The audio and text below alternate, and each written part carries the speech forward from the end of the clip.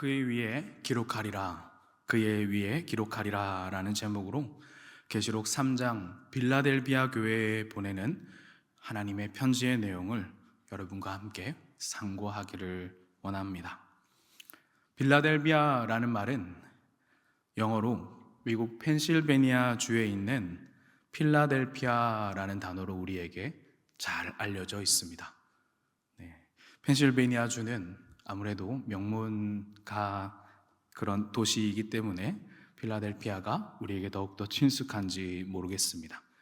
그런데 이 빌라델비아를 원어로는 사랑하는, 친애하는 뜻을 가진 필로스와 형제라는 뜻을 가진 아델포스라는 두 가지 헬라어가 합쳐져서 형제를 사랑하는 도시, 형제 사랑의 도시라는 말이 뜻으로 이렇게 지어지게 된 것입니다. 이 이름의 기원은 BC 159년에서 138년에 버가모 왕 아탈루스 2세인 빌라델포스에 의해 도시가 세워졌고, 그의 형에 대한 사랑의 표시로 빌라델비아라고 이름이 지어지게 되었습니다. 이 지역은 AD 17년에 큰 지진이 일어나서 당시에 세워진 이 교회들이 다 무너지고 파괴된 것을 로마의 2대 황제였던 율리우스 가이사르, 이 성경에 기록된 가이사랴 총독이기도 한데요, 그가 재건하여 네오 카에사레아 플라비아로 불리기도 했습니다.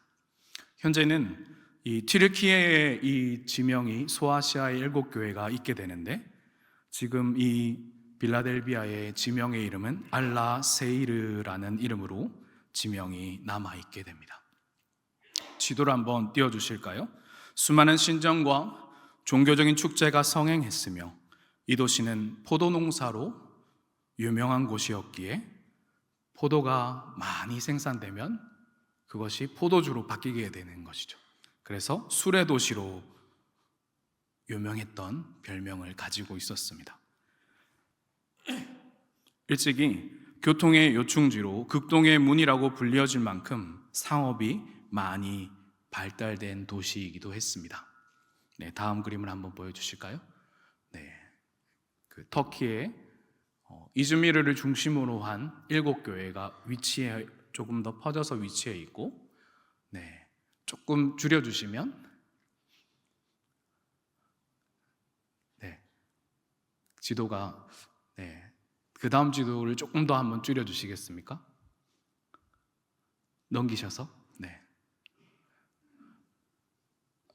조금 축소를 해주시면, 수도가 나오게 되는데, 지도에 보이는 제일 오른쪽이 그 앙카라라는 현재 튀르키예의 수도이고, 버가모에서 조금 더 위로 많이 올라가게 되면 우리가 잘 알고 있는 터키의 또 이 아시아와 유럽을 잇는 이스탄불이라는 도시가 보이게 됩니다. 요한계시록에 기록된 7교회 중에서 주님의 칭찬을 받은 2교회가 있습니다. 하나는 서머나 교회이고 또 하나는 조금 전에 소개해드린 빌라델비아 교회입니다. 많은 사람들이 왕래했던 곳으로서 이 도시는 세계의 왕조가 지나고 문화가 바뀌어도 사라지지 않을 만큼 유명한 고대 도시 중 하나였습니다. 헬레니즘 문화와 이 로마의 문화, 그리고 비잔틴 제국이 이곳을 거쳐갔지만 여전히 이 지명의 이름은 바뀌었지만 이 고대 도시는 사라지지 않고 중요한 요충지의 역할을 했던 곳이기도 합니다. 그리하여 그곳에 빌라델비아 교회가 세워진 시기는 1세기 후반으로서 추정해 보게 됩니다. 당시 지금 유적지 가운데 나타나 있는 이 거대한 기둥의 그림이 있는데요, 그 지역에 한번 띄워주시겠습니까? 이것이 지진으로 인해서 다시는 성전이 무너지지 않겠다라는 생각을 가지고 지었던 율리우스 카이사르가 이렇게 재건에 힘썼던 이 성전이었던 것입니다. 소아시아 중 터키 서부는 초기 기독교가 활발히 확산된 지역이었습니다. 계시록에 기록된 7교회가 형성되었고 아주 활발히 주님의 복음을 증거하는 요충지로서의 역할을 충만히 감당했던 것이죠. 주의 말씀을 굳게 지킴으로 칭찬받은 교회, 그리고 복음의 요충지였던 교회들이 이곳에 있었습니다. 그리고 지금 이 빌라델비아 교회는 6세기에 세워진 세인트 존 처치의 모습으로 현재 이곳에 그 명맥을 유지하고 있게 됩니다.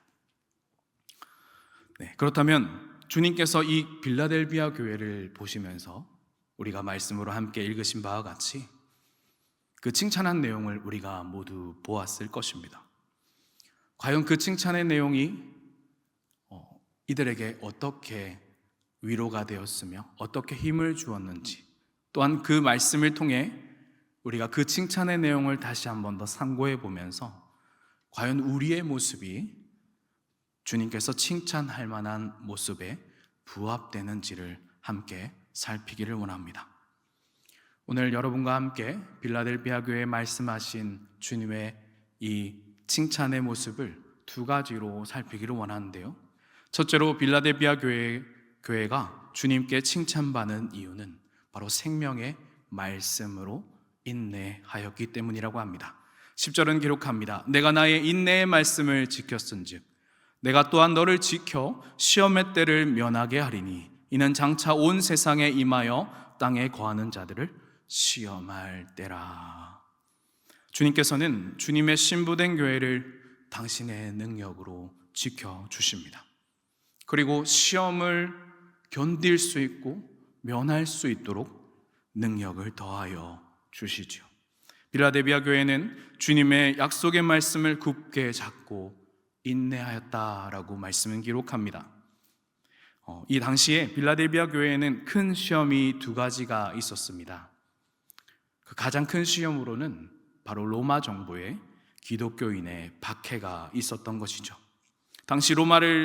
이 당시 지역을 지배하였던 로마는 소아시아 지역에 여러 가지 정책을 펼치면서 하나님을 섬기기보다 로마의 왕을 신격화하여서 그들을 숭배하는 그 사상을, 정치 사상을 폈던 것입니다. 그리하면서 이 기독교인들이 자신의 정책을 따르지 않으면 그들을 박해하였던 것이죠. 기독교 역사 중에 이 로마의 왕으로서 가장 기독교인을 많이 박해했던 왕이 바로 네로입니다. 여러분 잘 아시죠? 이 초기에 1세기에 이 기독교인들이 네로 왕을 표현할 때 참으로 여러 가지 괴물로서 많이 비유를 했던 것을 우리는 그림을 통해 종종 찾아볼 수 있게 되는데, 또한 이 네로 황제는 사자굴에 기독교인들을 많이 집어 던졌던 그런 그 그림들이 있습니다. 마치 다니엘의 그 사자굴 형상과 비슷한 것이라고 보시면 되는데요. 그리고 또 두 번째 가장 박해했던 왕은 도미티안 왕으로 뽑게 됩니다. 특별히 도미티안은 신적인 의식, 신전의식을 주장했고 이에 동의하지 않는 시민들은 사형시키거나 그 지역에서 추방시켜 버리는 그러한 정책을 폈던 것입니다. 요한계시록이 쓰여질 당시가 네로와 도미티안이 로마를 통치하였던 시기로 본다면 그의 정책에 참여하지 않는 것은 바로 사형에 해당하는 것과 똑같은 것이었습니다. 그렇게 하다 보니 이 당시 1세기의 그리스도인들은 과연 내가 이 지배의 세상 가운데 당시에 이 네로 황제가 이 마지막 때에 올 그 마지막 그 심판주와 다루게 될 이 마지막 이 적그리스도라는 말이 돌 정도로 핍박이 심하였는데 그 핍박 속에서 과연 그럼 우리는 어떻게 믿음을 지키며 살 수 있을까를 1세기 그리스도인들은 고민했던 것 같습니다. 그리하여 이 선택한 방법이 여러 가지가 있었는데 대표적인 세 가지를 여러분께 소개해 드리고자 합니다.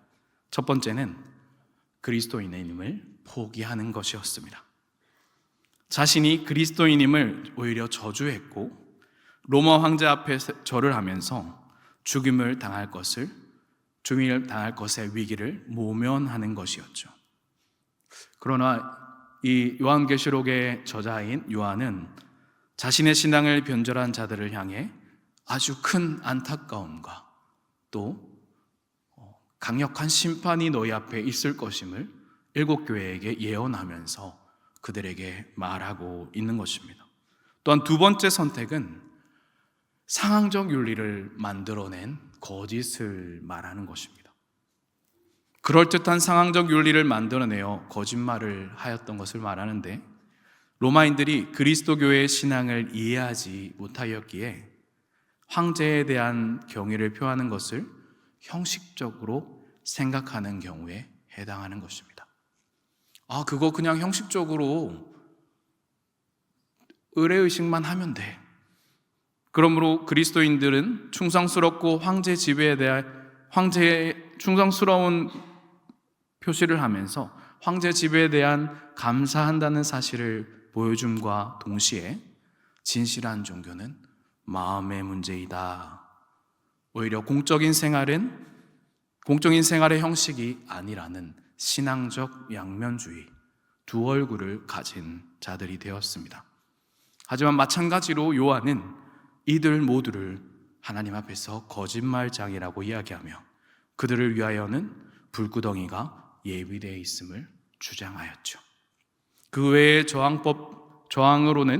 방법으로는 저항과 법을 바꾸는 것, 그리고 문화적 연합을 이루어서 기독교와 또 로마의 문화를 접목시키는 문화적 교류가, 문화적 종교의 통합 또한 이 당시에 있었던 은원들이었으나, 요한은 실제로 1세기 그리스도인들에게 신앙에 있어서는 죽음이라는 것을 각오할 것을 편지하고 있는 것입니다. 사랑하는 동산의 영가족 여러분, 우리는 1세기 기독교인들의 선택을 보면서 또한 우리의 삶에 이 믿음을 지키기 위한 고민 가운데 혹은 우리의 샘모임 가운데 어떠한 토론과 선택을 해야 하는가를 깊이 고민해 보아야 할 것입니다. 실제로 이 나라 대한민국이 100년도 안 되었습니다. 거의 100년 전에 일본의 식민지가 되었을 때에 우리의 선배님들은 일본으로부터 똑같은 압제를 당하였습니다. 그 가운데 믿음의 바른 선택을 하셨던 우리의 선배님들께서는 지금까지 회자되며 우리에게 신앙의 이 절개를 지켰던 귀한 목사님으로, 장로님으로 기독교의 떳떳한 역사로 남아 계시지만, 여전히 대한민국의 역사의 뿌리 안에는 그 이중적인 선택을 하였던, 예수 그리스도를 부인하였던 그 신앙들의 뿌리가 여전히 우리에게 남아있음을 우리는 보게 됩니다. 그것을 토대 삼아 우리는 우리의 삶의 말씀 앞에서 이것을 질문해야 합니다. 우리가 목숨을 건 신앙의 선택을 하여야 할 순간이 온다면 말이죠. 우리는 어떤 선택으로 주님 앞에 이 신앙을 지켜갈 것인가? 목사님, 너무 극단적인 상황을 말씀하시는 것 아닌가요? 사랑하는 여러분, 신앙에는 타협이 없습니다. 타협하는 순간에 신앙은 무너지며 그곳에 다른 기준의 생각들이 들어오게 되는 것이죠. 이러한 상황이 우리 앞에 있지 않더라도 우리의 삶에서 우리는 빌라델비아 교회 성도들과 이 동일한 기준과 고민을 가질 수밖에 없을 것입니다. 주일만 나는 온전히 예배하는 그리스도인이고, 주중에는 완전한 이 기독교적 가치를 떠나서 세상적인 기준을 가지고 살아가는 사람이 바로 그런 사람일 것입니다. 그것은 그리스도인임을 포기하는 것과 마찬가지임을 요한은 우리에게 말해주고 있는 것입니다. 또한 상황에 따른 임기응변으로 지키는 신앙, 이것은 어떻게 보면 매우 지혜롭다 할 수도 있을 것입니다. 하지만 우리의 중심을 보시고 빌라델비아 교회의 이 중심을 보셨던 하나님께서는 분명 우리의 중심을 보시고 우리가 열매 맺는 그 모든 것들을 우리와 우리의 다음 세대 앞에 그 열매로, 신앙의 열매로 드러나게 하실 것입니다. 나는 형식적인 믿음을 가지고 그리스도인이라 말하며 주님 앞에서, 세상 앞에서 두 얼굴을 쓴 채, 양다리를 거친 채 여전히 나의 걸음을 저울질하고 있는 것은 아닌지, 여러분, 이 시간 하나님 앞에서, 하나님의 진리의 말씀 앞에서 우리의 모습을 돌아보시는 은혜가 있으시기를 축복합니다. 우리 앞에 놓인 이 삶의 문제들 가운데는 여러 가지 상황적인 문제들이 생겨날 수밖에 없습니다. 어쩌면 무엇이 맞고 무엇이 틀린지를 구분할 수조차 없는 아주 복잡한 상황들이 생겨날 수밖에 없는 것이 우리의 삶입니다. 그러나 그때에 우리의 중심이 어디에 있는가를 하나님은 분명 지켜보시고 계실 것입니다. 간절히 소망하는 것은 동산의 영가족 모두가 10절의 기록과 같이 주님께서 우리를 지키시어 이 환난과 시험의 때를 면하게 하시는 축복을 모두 다 누리시는 은혜가 있으시기를 소원합니다. 돈과 권력이, 지혜와 지위가 세상적 판단의 기준이 될 뿐임을 주님은 분명히 우리에게 알려주십니다. 귀 있는 자는 성령이 교회에게 하시는 말씀을 들으라 말씀하십니다. 우리 모두가 육체의 귀로만 주의 말씀을 듣는 것이 아니라 영적인 마음의 귀로서 이 말씀을 받고 듣기를 소원합니다. 두 번째, 주님께서 빌라델비아 교회를 칭찬한 이유는 작은 능력을 가지고도 주님을 배반하지 아니하였기 때문입니다. 함께 8절을 한번 읽어보실까요? 시작. 볼지어다 내가 내 앞에 열린 문을 두었으되 능히 닫을 사람이 없으리라. 내가 내 행위를 나누니 내가 작은 능력을 가지고서도 내 말을 지키며 내 이름을 배반하지 아니하였도다. 아멘. 여기서 작은 능력이라는 말은 그리스도의 말씀을 지키고 그 이름을 배반하지 않는 것으로 표현되고 해석되고 있습니다. 당시 빌라델비아 교회는 당시의 그 교세가 너무나도 적었음을 추정하고 있습니다. 그리하여 지역사회에 미치는 영향력은 매우 작았다고 성경학자들은 추정합니다. 그 말은 즉 지역 가운데 그들이 섬기는 이 사회 가운데 교회의 위치가 사회적 그리고 경제적으로 높지 않았음을 보게 됩니다. 1세기 그리스도인들과 빌라델비아 교회를 핍박하였던 대표적인 그 핍박의 두 번째가 바로 민족적 핍박이었던 것입니다. 말씀에 기록된 사탕의 회당이라고도 불리는 유대인들, 이들이 로마와 결탁하여 오히려 예수를 믿는 그리스도인들을 핍박하였던 것이죠. 그들은 로마와 결탁하였기에 더 많은 권력과 이 사회적 유지들과 많은 정치적 세력들을 가지고 이들을 더욱더 구속하였음을 보게 되는 것입니다. 우리의 삶의 깊숙한 곳에 행정적인 부분과 또한 복지적인 부분과 여러 가지 혜택을 받는 그 모든 것들을 이 유대인들이 당시에 쥐고 쥐락펴락하면서 빌라델비아 교회의 성도들을 매우 괴롭게 하였다는 것입니다. 그리고 혹은 유혹했겠죠. 너희가 그렇게 믿는 예수 그리스도가 너희에게 과연 무엇을 주느냐 하고 말이죠. 그리하여 교회를 견고히 세우는데도 많은 힘듦이 있었음을 우리는 보게 됩니다.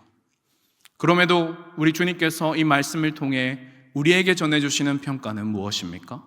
바로 내 이름을 배반하지 않았다 하는 것입니다. 주님은 말씀하시지요. 내가 빌라델비아 교회의 성도들의 행위를 안다. 내가 내 행위를 나누니 주님께서는 빌라델비아 교회와 그 성도들이 어떠한 환경 가운데서 하나님을 향한 믿음을 지켰는지를 아셨던 것입니다. 더불어 그 어려움 또한 아셨음을 요한을 통해 말씀하고 계시며, 이들이 지킨 이 작은 능력이 너무나도 내 앞에 귀하고 너무나도 존귀함을 우리에게 알려주고 계시는 것입니다. 그리하여 빌라델비아 교회 성도들이 아마도 그 당시에 시편이 지어졌다면 시편 139편 1절에서 4절의 고백과 같이 이렇게 주님을 향하여 고백하였을 것 같습니다. 여호와여, 주께서 나를 살펴보셨으므로 나를 아시나이다. 주께서 내가 앉고 일어섬을 아시고 멀리서도 나의 생각을 밝히 아시오며 나의 모든 길과 내가 굽는 것을 살펴보셨으므로 나의 모든 행위를 익히 아시오니 여호와여, 내 혀의 말을 알지 못하시는 것이 하나도 없으시니이다. 주님 앞에 내 모든 것을 드렸던 나의 모든 행위가 하나님 앞에 있습니다. 하나님 판단주가 되셔서, 심판주가 되셔서 우리에게 이 상황들을 견딜 수 있는 힘과 능력을 주시옵소서라고 빌라델비아 교회 성도들은 기도하였을 것입니다. 우리 주님께서 빌라델비아 교회 성도들에게 내가 내 행위를 안다라고 말씀하셨을 때 이들이 얼마나 큰 위로를 받았을까요? 누구도 알 수 없는 그 아픔과 슬픔을 우리 주님이 친히 아시고 내가 내 중심을 알고 내 행위를 안다 말씀해 주실 때에 신음과 기도 가운데 우리에게 위로를 주실 때에 그것이 억만금의 가치보다 더 뛰어난 사람의 본질 자체를 바꿀 수 있는 놀라운 위로의 능력이 됨을 우리는 알게 되는 것입니다. 볼지어다 내가 내 앞에 열린 문을 두었으되 능히 닫을 사람이 없으리라. 주님께서는 주의 약속의 말씀을 굳게 붙잡고 인내하는 자에게 생명의 문이 열려 있음을 빌라델비아 교회를 통해서 이 글을 읽는 모든 신부된 주의 교회들에게 말씀하고 계시는 것입니다. 사랑하는 여러분, 주님께서 이렇게 여러분에게 말씀해 주신다면 여러분 얼마나 큰 위로와 다시 주님을 향함과 능력이 일어나시겠습니까? 주님의 위로는 작은 것을 가지고 온전한 믿음을 지키는 자에게 더욱더 크게 부어주시는 완전한 위로의 힘과 능력이 있음을 우리에게 보여주시는 것입니다. 물질로도 되는 것이 아니요, 능력으로도 되는 것이 아니요, 어떤 지위가 생겨서 무슨 직업이 생기고 더 나은 것이 생겨야 되는 그 모든 것이 아니라 우리의 본질적 근본의 위로의 중심에 바로 주님께서만이 만지실 수 있는 위로가 이 빌라델비아 교회를 통해서 하나님의 신부된 교회를 향해 선포되고 있는 것입니다. 내가 내 모든 것을 아노니. 우리가 얼마나 주의 말씀으로 위로를 받는지를 살펴볼 수 있는 대목임과 동시에 우리의 중심이 얼마나 주를 향해 있는지를 생각해 볼 수 있는 그러한 생명의 말씀이기도 한 것입니다. 부족한 가운데 모든 것을 헌금으로 드렸던 과부의 헌금을 어느 한 부자가 드린 많은 헌금보다 귀하고 소중함을 말씀하셨던 주님의 음성을 여러분 기억하십니까? 주님께서 귀하게 보시는 것은 물질의 많음과 적음에 있지 않음을 우리는 다시 말씀 앞에서 살피고 빌라델비아 교회를 통해 말씀하시는 것을 다시 살피기를 원합니다. 많이 있고 풍성한 중에 하는 헌신과 충성 또한 너무 귀하지만 그 상급은 너희가 이 땅에서 다 받았느니라 라고 하신 우리 주님의 시선은 큰 것이 아닌 아주 작고 구차하고 귀한 것 중에 있었음을 우리는 발견해야 할 것입니다. 그러하기에 주님의 오심도 아주 작게, 아주 초라한, 아주 작은 나사렛 동네 마을 구육간에 세상을 창조하신 예수 그리스도께서 나심 또한 그러하셨습니다. 그러나 그 작은 것을 가지고 이 세상 온 만물을 지으시고 창조하신 예수 그리스도로 인정되시기까지 우리 주님은 참고 사랑하시고 인내하시고 전하시고 고치시고 세우셨습니다. 작지만 주님의 귀한 약속을 붙잡고 다른 것이 아닌 주님을 바라보며 하루하루를 사는 일은 의지할 것 없는 인생이 아니라 오직 주님의 위로가 더욱 주님의 위로를 온전히 받을 수 있는 길임을 우리는 또한 깨닫게 됩니다. 이 위로를 아는 자들은 주님의 오심을 기다린다 하는 것입니다. 바로 신부의 단장을 정결하게 올곧게 하면서 말이죠. 요한계시록에 기록된 7교회에게 보내는 편지는 신부의 단장을 준비하는 주님의 교회를 비유하기도 합니다. 주님께서 다시 오실 것인데 내가 올 때에 너희의 모습이 온전하기를 원하신다는 주님의 음성을 저와 여러분이, 우리의 가문이 가벼이 듣지 않기를 간절히 소원합니다. 신랑을 맞이할 준비를 하는 신부의 올바른 모습은 주님께서 말씀하신 약속의 말씀을 붙잡고 깨어 기도하는 것입니다. 신부된 교회의 마음이 이 세상에 어떠한 고난과 역경이 올지라도 흔들리지 않는 순결한 모습으로, 죽음까지 각오한 모습으로 하나님 앞과 세상 앞에 서 있기를 원하시며 오늘 우리에게 빌라델비아 교회를 보여주시는 것입니다. 그리하여 우리 또한 이렇게 기도하기를 원합니다.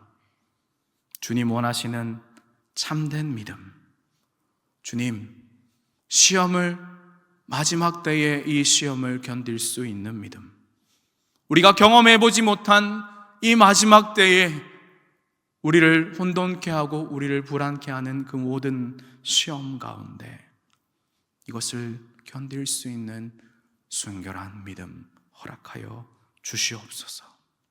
끝까지 견딘 자에게 주님께서는 성전의 기둥과 같이 되게 하겠다고 말씀하셨습니다.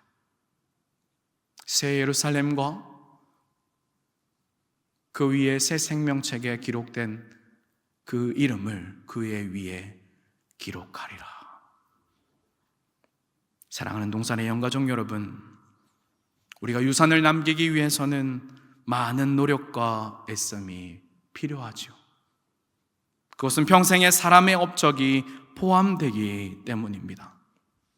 우리가 살아가는 이 세상의 가치로도 그것은 너무나 많은 노력이 필요할 것인데, 주님 앞에서 칭찬받는 믿음의 유산, 빌라델비아 교회와 같은 믿음의 유산을 남기기 위해서는 우리의 모든 것이 어떠해야 할지를 우리는 성경의 기록을 통해 우리의 현 주소를 찾기를 소원합니다. 만약 주님이 칭찬하실 만한 믿음으로 아직 나아가지 못하셨다고 하신다면 주님 앞에서 우리의 모습을 온전히 살피셔서 주님, 내게도 굳건한 믿음, 순결한 믿음, 정결한 믿음 주옵소서라고 이렇게 고백하시는, 이 시간 말씀 앞에서 다시 결단하시는 저와 여러분이 되시기를 간절히 소원합니다. 그리하여 주님 다시 오실 때에 그때 온 세상 만물과 믿음의 성도들의 이 모든 자들 앞에서 내가 주목하였던 빌라델비아 교회와 같은 교회가 있었다. 그렇게 정직하고 순결한 신부들이 대한민국 관악구에 이 한 동산교회에 그 모든 성도들이 있었다라고 주님께서 여러분을 칭찬하실 그러한 은혜가 여러분에게 간절히 있으시기를 축복합니다. 우리가 이런 믿음을 가지고 있다면 세상의 마지막 날이 두렵지 않을 것입니다. 그 마지막 날 심판주로 오시는 주님께서 시험의 때를 견디게 하실 것이며 주님 만날 소망으로 가득하게 될 것입니다. 저와 여러분이 이 모든 믿음을 끝까지 소유하시는 은혜가 여러분과 함께 계시기를 예수님 이름으로 간절히 소망하며 축복합니다. 이 시간 말씀을 기억하며 함께 기도로 나아가겠습니다.